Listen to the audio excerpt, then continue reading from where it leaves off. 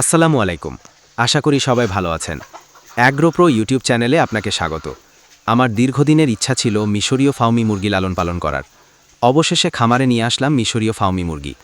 আপনারা জানেন, মিশরীয় ফাউমি মুরগিকে ডিমের রানী বলা হয়। ফাউমি মুরগি ডিম পাড়া শুরু করলে টানা 18 মাস ডিম দিয়ে থাকে। তাছাড়া এদের রোগ প্রতিরোধ ক্ষমতাও অনেক। এরা দেশি মুরগির মতো সকল ধরনের খাবার খায়। ফাউমি মুরগিকে আপনারা আবদ্ধ ও মুক্ত অবস্থায় দুইভাবে লালন পালন করতে পারবেন। ফাউমি জাতের মুরগির প্রধান বৈশিষ্ট্য হল এটি দেখতে খুবই সুন্দর। ফাউমি মুরগি আকারে ছোট, বড় ঘন কালো চোখ এবং উঁচু লেজ বিশিষ্ট।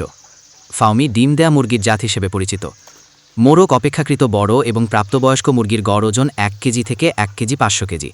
মুরগির ঘাড়ের পালক সাদাটে রূপালি এবং মোরগের লেজের পালক লম্বা এবং রূপালি বর্ণের হয়ে থাকে।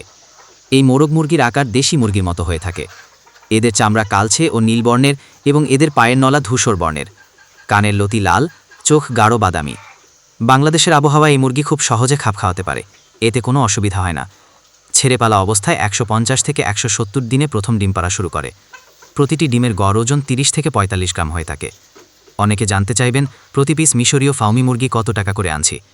আসলে রানিং ডিম পাড়া ফাউমি মুরগি আপনার কাছে কেউ পরিচিত না থাকলে সহজে বিক্রি করবে না।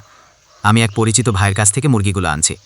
আমার কাছ থেকে প্রতি পিস মুরগি 800 টাকা করে দাম নিয়েছে। তো আপনারা কমেন্টে জানাবেন আপনাদের এলাকায় রানিং ডিম পাড়া ফাউমি মুরগি কত করে বিক্রি হয়। আমি সামান্য মুরগি দিয়ে শুরু করেছি, যাতে খামারটাকে আরও বড় করতে পারি। আজকের মতো ভিডিও এতটুকুই। ভিডিওটা ভালো লাগলে একটা লাইক, আর চ্যানেলে নতুন হয়ে থাকলে চ্যানেলটা সাবস্ক্রাইব করে পাশেই থাকবেন। এতক্ষণ ধৈর্য ধরে ভিডিওটা দেখার জন্য ধন্যবাদ।